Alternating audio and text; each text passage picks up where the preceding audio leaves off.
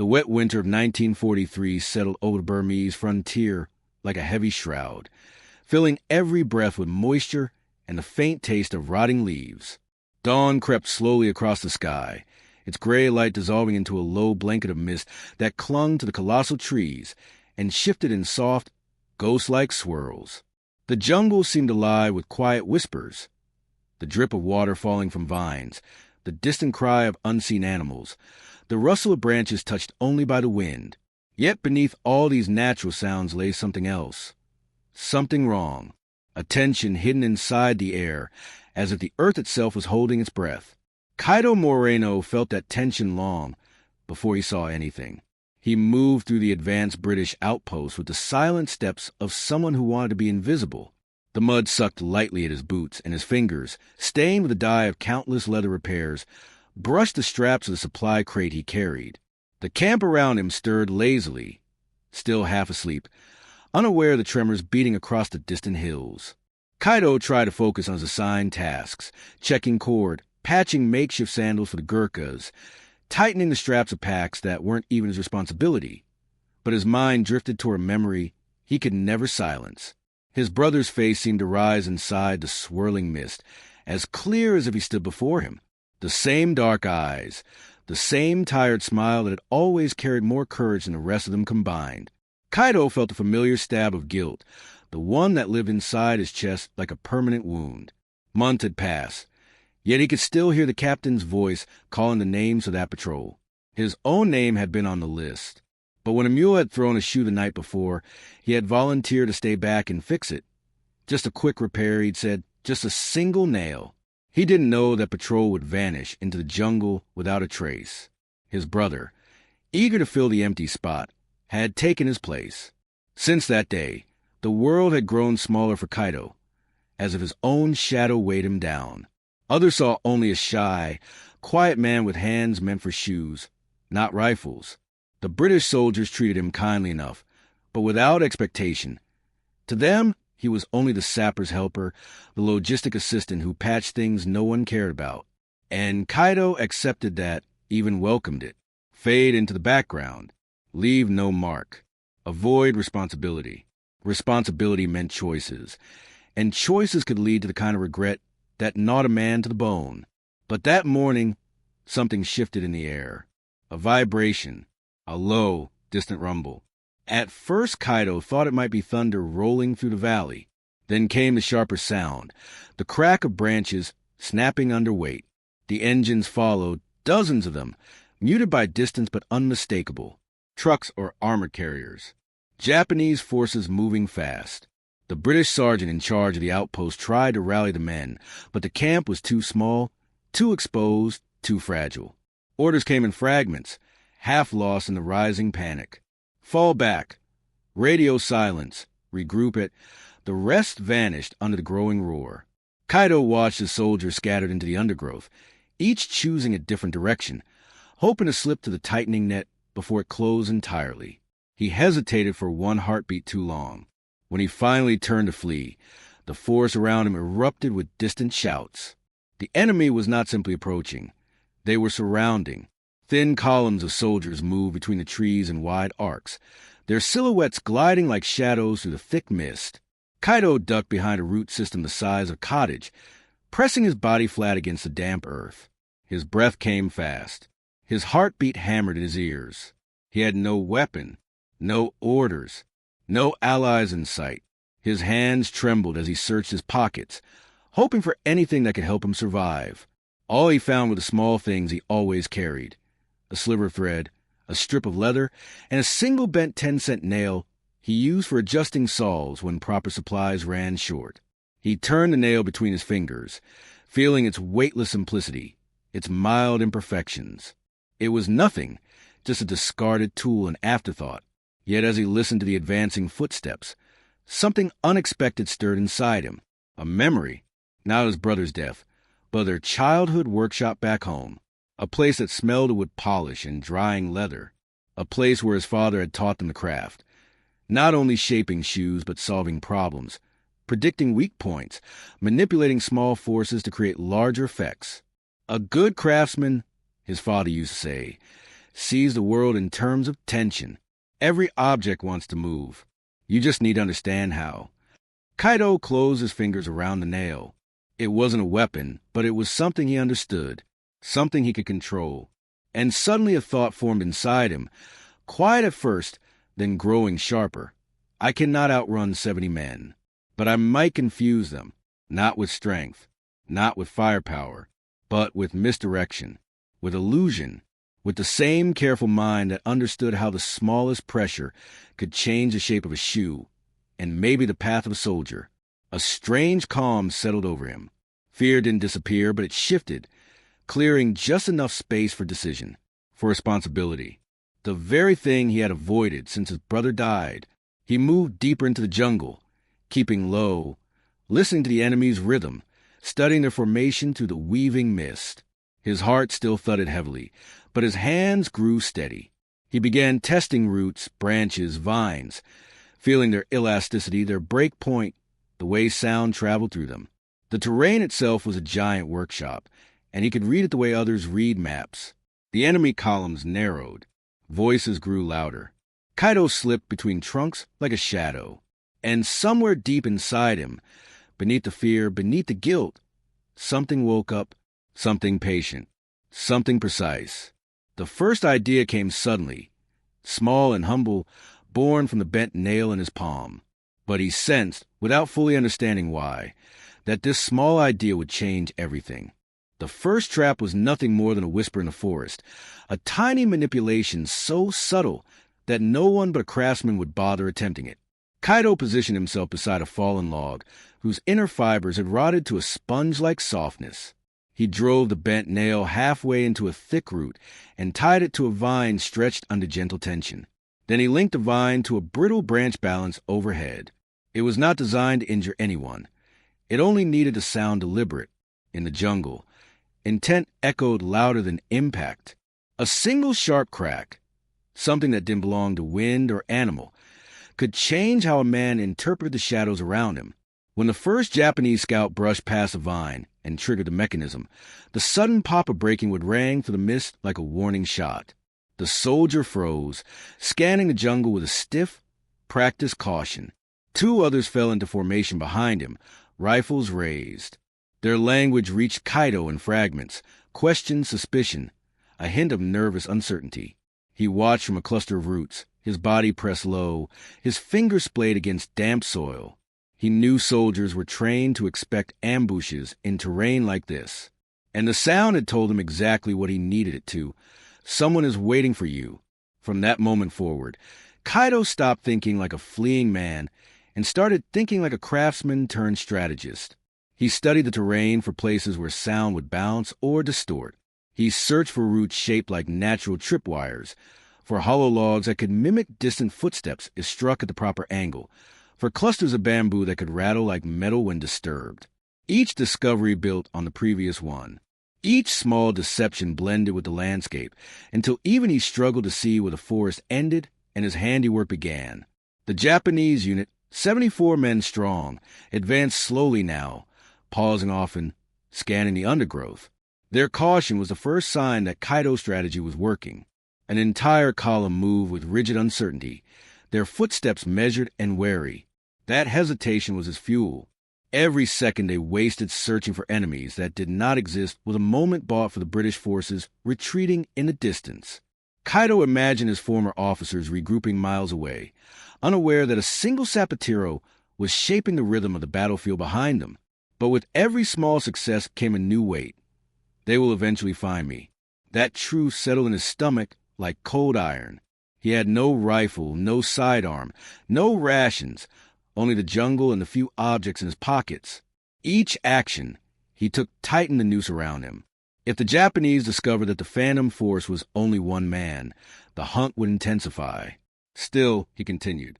His second deception involved no tools at all, only patience. He found an area where the terrain dipped slightly, forming a bowl of thick mud and tangled brush. Stepping lightly across the perimeter, he dropped small stones along the edge in irregular intervals. Then he crept to the opposite side and repeated the process. The goal was simple: footprints without a body, A patrol arriving later would see signs of movement on both sides of the depression, suggesting a unit crossing quickly and silently. The stones looked like disturbed earth, enough to confuse tracking efforts, enough to seed doubt. Kaido's father had once told him that good shoemakers learned to read footprints as easily as letters. Now, Kaido twisted that skill into a kind of camouflage, erasing himself by inventing others. Hours passed. The mist thickened. The jungle's colors faded into a palette of green-gray shadows. But the soldiers kept coming. Their voices grew sharper, more frustrated. Kaido watched them from a ridge, studying their formation with the calm detachment of someone fitting pieces into a pattern. They scanned the trees. They checked their maps again and again, no longer trusting the terrain. When a lieutenant knelt beside the false tracks Kaido had created, confusion darkened his features. He barked an order. Half the column moved west. The rest held position, covering angles that revealed nothing. Confusion was a kind of victory, but it came with a cost. Kaido's body trembled from hunger. His lips felt dry despite the wet air. Sweat beaded on his back, even in the cold morning. It wasn't just physical strain. It was the pressure of responsibility, growing heavier with every moment he stalled the advance. His brother's voice floated in the back of his mind, not accusing but watching, waiting. Do something worth the time I gave you. That's what the silence of the memory seemed to say. At dusk, the jungle dimmed into a dense labyrinth of shifting blue-green shapes. Kaido felt the first wave of fever washing over him. He leaned against a tree, breathing through a growing haze. His skin burned. His vision flickered. The fatigue of constant movement, the hunger, the fear, it all pressed against him, threatening to crack the shell of focus he had built. Night insects buzzed near his ears. Mosquitoes swarmed his neck. The forest began whispering strange things, voices within the rustling leaves, echoes of steps that weren't there. But he forced himself to remain alert. He could not afford collapse. Not yet. Before resting, he set another illusion into motion. A crude arrangement of vines and a weighted branch positioned above a narrow game trail. When triggered, it would create a violent snapping noise, loud enough to sound like a rifle misfire or the release of a sprung trap. Positioned near a slope, the echo would bounce unpredictably, as if multiple soldiers had opened fire from different angles. As he finished securing the vines, he pressed his palm against the tree trunk and took a steadying breath. The fever hummed through him, but his thoughts remained sharp. He had never fought in a battle, but he understood rhythm, tension, pressure. These soldiers were disciplined, but they were also human, and humans cracked when they feared the unknown. Kaido sank into the underbrush and waited. Minutes later, the first group of advancing scouts brushed the trap. The sharp crack exploded through the still night. The soldiers instantly dropped to the ground, shouting warnings, sweeping their rifles into the trees. A second echo followed, distorted by the slope, then a third. For a brief moment, the jungle erupted into frantic chaos. The men scanned empty shadows. They believed they were surrounded. Kaido allowed himself one slow exhale. He wasn't a soldier. But tonight, the jungle accepted him as something else, a whisper of lies, a sculptor of fear. As darkness swallowed the forest whole, Kaido felt the wave of exhaustion pulling him down. Yet beneath the pain, beneath the rising fever, a quiet truth flickered inside him. I can hold them. Not forever, but long enough. And for the first time since his brother's death, the weight on his chest felt lighter, not gone, but shifting into something he might one day face without flinching. By the third day, the forest no longer felt like a place, but like a presence watching him. The humidity pressed against Kaido's skin until every movement felt thick and sluggish, as if the very air resisted him. His muscles burned from constant strain. His stomach knotted in hunger, and the fever that had once pulsed quietly beneath his thoughts began rising like a tide. Yet he kept moving, because stillness meant being found, and being found meant ending everything he had begun. The Japanese patrols pushed deeper into the jungle with an unease that grew sharper each hour. Their formation changed repeatedly. Tight clusters, then wide spreads, then staggered lines that tried to catch shadows where none existed. Kaido watched these shifts from high ridges and deep hollows, analyzing them the way he once studied the stress points in leather. The enemy was reacting not to what he did, but to what he might do. They feared the invisible. and shaping that fear had become his only weapon. On the morning of the third day, he woke shivering beneath the roots of a massive teak tree. His breath came in uneven bursts, and sweat clung to his skin despite the coolness of dawn. For several seconds, he didn't know where he was. The fever had blurred the edges of memory, mixing dreams with reality. He could hear his brother calling from beyond the mist, telling him to hurry, telling him that a patrol was forming and he was late. Kaido bolted upright, heart pounding, before the scene dissolved into the dripping silence of the real world.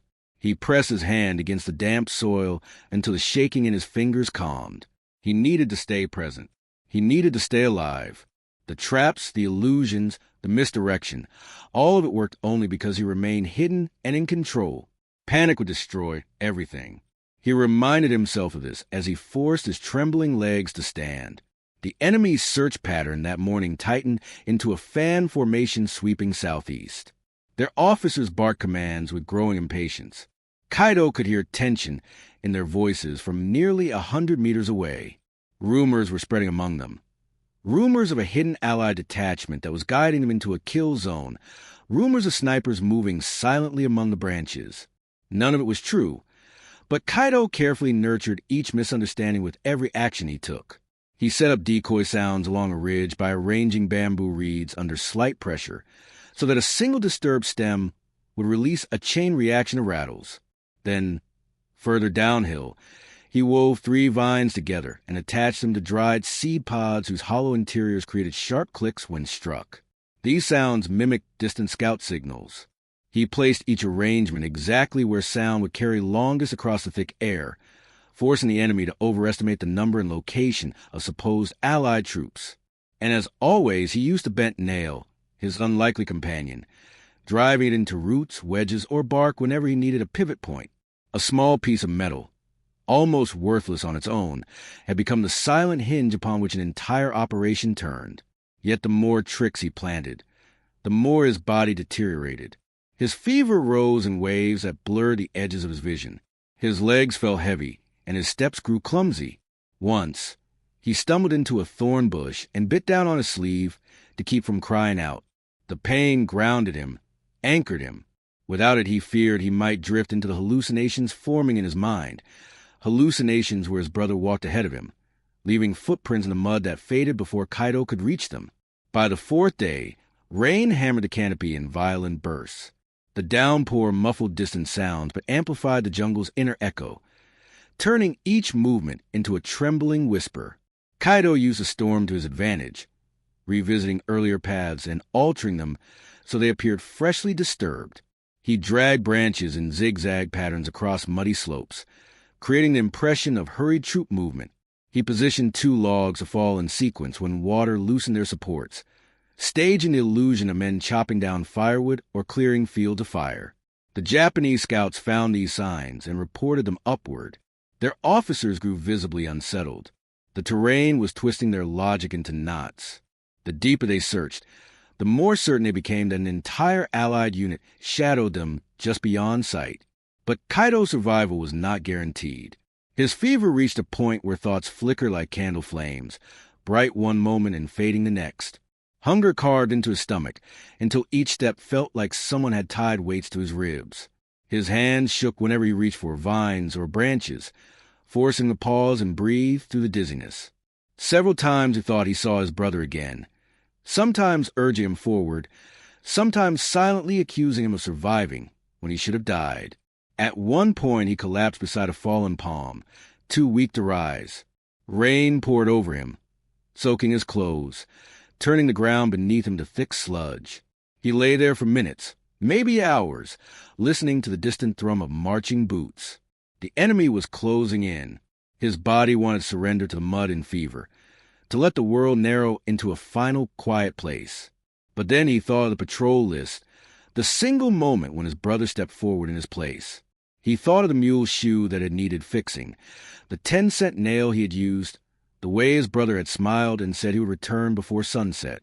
The guilt that had tormented him for so long rose again, sharper than the fever. But instead of crushing him, it became a spark, small but stubborn. He forced himself upright. The rain-blurred jungle swayed before him, shapes merging and bending. but he knew what he had to do next. The Japanese forces were gathering for a concentrated push, a final sweep meant to trap whatever phantom unit they believed they were chasing.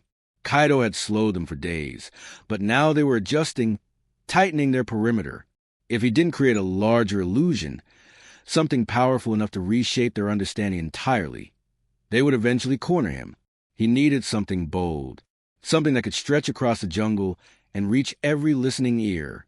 And he felt the idea slowly assembling itself in his fevered mind like pieces of a broken shoe being stitched back together. Night approached. The fifth and final day loomed. And in the deep hollow of the forest, clutching his bent nail like a lifeline, Kaido began planning the largest deception of his life. The fifth night descended with the slow certainty of a closing fist. Darkness thickened the jungle until shapes dissolved into one another, and the air grew so heavy with moisture that each breath felt like drawing in warm fog. Kaido crouched beneath a slanted ridge where roots twisted overhead like the ribs of some ancient beast. He could feel his pulse ticking in his temples, each beat uneven, as if his body was no longer convinced it could hold together much longer. Fever glowed beneath his skin, and a tremor ran through him every few minutes, stealing strength he could not afford to lose. But his mind, though hazy, though battered, still worked with stubborn clarity. The Japanese forces had shifted into a compressed formation, spreading scouts wide while holding the main column in reserve. They believed the enemy was closing in. They believed something waited in the dark. And for the first time, Kaido sensed the possibility of collapse inside them. Their officers spoke in tense bursts. Their men glanced into shadows with the cautious dread of soldiers who had spent too long expecting an attack that never came. If he could push them just a little further, if he could give the illusion of an overwhelming ambush, they might fall back to regroup, and withdrawal, even temporary, was survival. But he needed something larger than scattered traps and echoes. He needed a symphony of noise, a shock that would make the night itself erupt. Throughout the previous days, he had weakened several dead trees, cutting shallow notches with sharp stones, bending young saplings until their fibers strained without snapping, stacking fallen logs in teetering arrangements supported by tension alone. Each piece had been placed with the precision of a craftsman, knowing that one trigger at the right moment could unleash a cascade. He had not known how he would use them then, but now on the fifth night, he saw the pattern clearly. Kaido pressed his back to the ridge and pulled the bent nail from his pocket. It felt warm from his fevered skin, its surface worn smooth from days of use. He held it with care, almost reverence. "One more job," he whispered in his mind, echoing the quiet promise he used to make in a workshop whenever repair seemed too delicate for his tired hands. He imagined his father standing beside him, guiding his grip, reminding him that small objects carry great power when placed in the right moment with the right pressure. Rain began to fall, not the steady storm of the fourth day, but a soft drizzle that made the leaves tremble. The sound covered his movements. Kaido crawled to the first trigger point, a cluster of roots where he'd wedged a long branch under tension. Using the nail as a lever, he rotated the branch until it rested on a thin vine.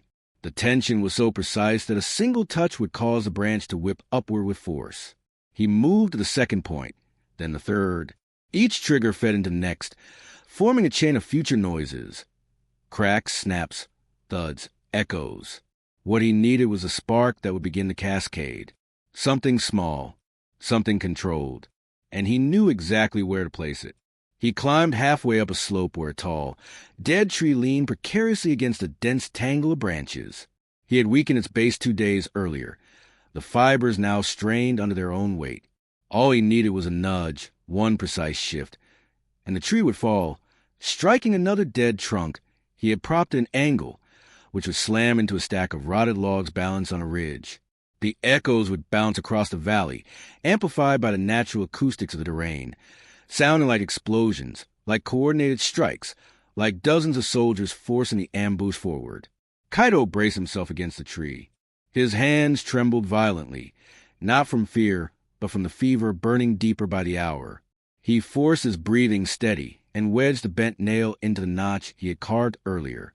The nail acted as a pivot, allowing him to apply downward pressure even with his weakened strength. He felt the tree shift, fibers groaning softly beneath the drizzle. A distant shout reached him. Japanese scouts calling to one another, closing in. He had only moments left. He pushed. At first, nothing happened. Then, in a sudden, brutal groan, the tree gave way. It toppled forward, striking the angled trunk with a thunderous crack that tore through the jungle like cannon fire. The second trunk snapped loose and swung downward, smashing into the stacked logs. The logs tumbled in chaotic sequence, slamming into the earth with a series of deep, rolling booms. The sound echoed off the slopes, splitting into layers that bounced in different directions. It no longer resembled falling wood. It resembled coordinated charges, rifle volleys, the explosive start of a large-scale ambush. Vines snapped, saplings bent, and smaller trees shuddered as the chain reaction continued. Even the ground seemed to vibrate with the force of it. Voices erupted across the valley, panicked, confused. Kaito staggered to a new vantage point and saw shadows of soldiers scattering, some taking cover, others shouting contradictory orders. Their officers tried to rally them, but the echoes distorted everything, creating the illusion of gunfire coming from multiple angles. The fear that had built over days finally fractured into outright alarm. One squad retreated uphill. Another fell back toward the ravine. A third regrouped near the trail, weapons shaking in their hands. The entire formation shifted in disorder. They weren't running yet, but they were unraveling. Kaito pressed a hand to a tree to keep himself upright. His vision blurred, and for a moment the jungle rippled like water. He felt the fever pulling him toward collapse, but he also felt something else rising from deep inside, a quiet, fierce defiance. For 5 days he had shaped the enemy's imagination. Tonight he had broken it, and as the echoes faded slowly into the dripping silence, he sensed that the Japanese officers had reached a conclusion. Whatever force hid in these trees was too large, too prepared, too coordinated to engage without reinforcement. They would withdraw, not because of a weapon, not because of a unit, but because a Sapatero, armed with a bent nail and a lifetime of understanding tension, had turned the jungle into a battlefield they could not decipher. Kaito sagged to his knees, exhausted, rain cooling the fever on his skin. He did not feel triumphant, only relieved, only grateful that he had not surrendered to the mud days earlier. He had held them long enough. But the night was not yet finished, and the morning would demand more from him than he realized. Dawn crept across the jungle with a tired, pale light, the kind that did not brighten the world but revealed how battered it had become. The rain had weakened to a thin mist drifting between the trunks, and the air held the sour smell of churned earth and broken vegetation. Somewhere far beyond the ridge, faint echoes of movement rolled through the forest. The Japanese forces pulling back, reorganizing, abandoning the ground they had spent days trying to secure. The night's chaos had convinced them of a threat that did not exist, and now they retreated to reassess, to plan, to question everything they thought they understood. Kaito did not witness their withdrawal. He lay curled at the base of a massive teak tree, half conscious, his body trembling with fever and exhaustion. His breaths came shallow and quick. Mud plastered his clothing.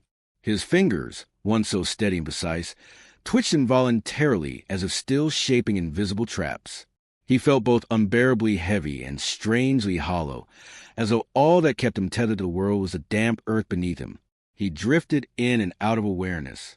Sometimes he heard the jungle clearly, the drip of water, the shuffle of small animals, the distant thump of a retreating column. Other times he heard voices that did not belong to the living. His brother called to him through the mist, asking him to hurry, urging him to stand. At one point, he even saw his father bending over him, hands gentle, inspecting him with the same patient gaze used for damaged leather. "You used the world well," the imagined figure whispered.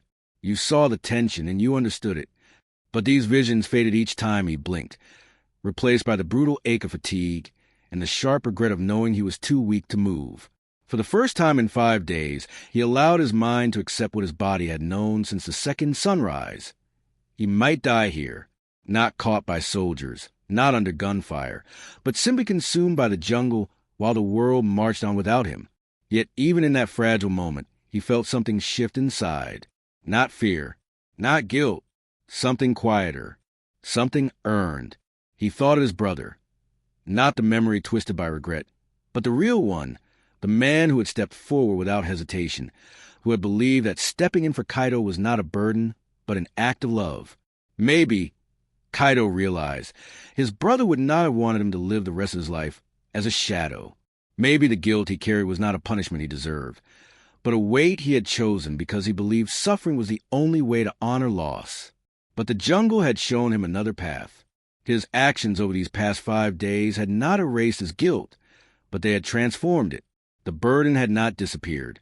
It had changed shape. By mid-morning, foreign footsteps whispered through the undergrowth. Light steps, cautious but not hostile. Voices followed, low and tired. British accents, Gurkha murmurs. Allied boots moving in careful formation. A patrol emerged through the mist, rifles raised. They swept the immediate area, then froze at the sight of the traps, the broken trees. The vine mechanisms stretched between roots. Confusion rippled through them. They knew these markers. They had seen enemy engineering before. But this looked improvised, clever, handmade. Then one of them spotted Kaido. He was barely conscious, little more than a silhouette curled in the shadows. When the lieutenant knelt beside him and turned his face gently, a flicker of recognition crossed his features. "This is the logistics man," he murmured. "The quiet one," the Sapatero. The others gathered, exchanging looks of disbelief. They surveyed the jungle, examining the snapped vines, the scattered logs, the deliberate arrangement of echoes left behind. "He did all this?" one soldier whispered. Another replied, "If he didn't, then someone else should step forward and explain how one man survived here." They lifted Kaido with unexpected care. He stirred faintly, eyes fluttering open. For a moment he saw only blurs, faces without names. But as they carried him through the jungle, he caught fragments of their astonished whispers. Held them off for days. 70 men at least. Damn genius work. He must have saved half a division another fight. Kaido wanted to explain that he hadn't done it for glory or recognition. He wanted to tell them that he had done it because he couldn't bear the thought of running again, not after what happened to his brother. But his voice remained trapped in his throat, too weak to rise. Instead, he let the sounds wash over him, neither rejecting nor embracing them. He felt strangely at peace. The Allies transported him to a makeshift medical post several miles away. There, a doctor treated his fever, wrapped his wounds, and fed him warm broth that tasted brighter than anything he'd eaten in months. Days passed in a haze of recovery. Officers visited him occasionally, each uncertain what to say. No one truly understood what he had done, not in detail. They only knew the outcome. A major Japanese advance disrupted by an unseen force, an entire column delayed long enough for the Allies to regroup. Someone mentioned medals. Someone else said it would be difficult to justify them without visual confirmation. Kaido listened to these conversations with mild detachment. Medals didn't matter. Speeches didn't matter. Validation didn't matter. When he was strong enough to walk, Kaido returned to his assigned post, moving with the same quiet steps he had always used. Men nodded to him with a respect they didn't fully voice. Some tried to thank him. Others simply watched him with a mix of awe and uncertainty, unsure how a man who mended boots had stood alone against an entire advancing force. But Kaido didn't dwell on it. He resumed his work, patching, stitching, adjusting soles. His hands found comfort in familiar motions. Leather bent willingly beneath his fingers. The smell of polish grounded him, reminded him of home. And sometimes when he touched a nail, he felt a subtle echo of those 5 nights in the jungle, when the world had felt impossibly heavy yet strangely clear. He no longer saw his brother in fevered visions. Instead, he carried him quietly, like a presence walking beside him, not accusing, not haunting, simply accompanying him. The guilt remained, but it no longer ruled him. It had become part of the story, not the whole of it. Months later, long after the fighting had moved elsewhere, a new patrol discovered the remains of Kaido's illusions still scattered across the forest. Roots notched by careful hands, vines tied with deliberate tension, fallen logs and unnatural formations. They found footprints, faint and nearly washed away, leading from one deception to the next like a map etched by survival itself. No one could fully explain how one man had done all that, and perhaps no explanation was needed, for the jungle held the memory better than any metal could. In the heart of that silent forest, softened by mist and time, lay only a thin line of footprints leading toward the rising sun, a quiet reminder that sometimes the greatest acts of courage come not from strength, but from what remains in a man's hands when everything else has been taken away.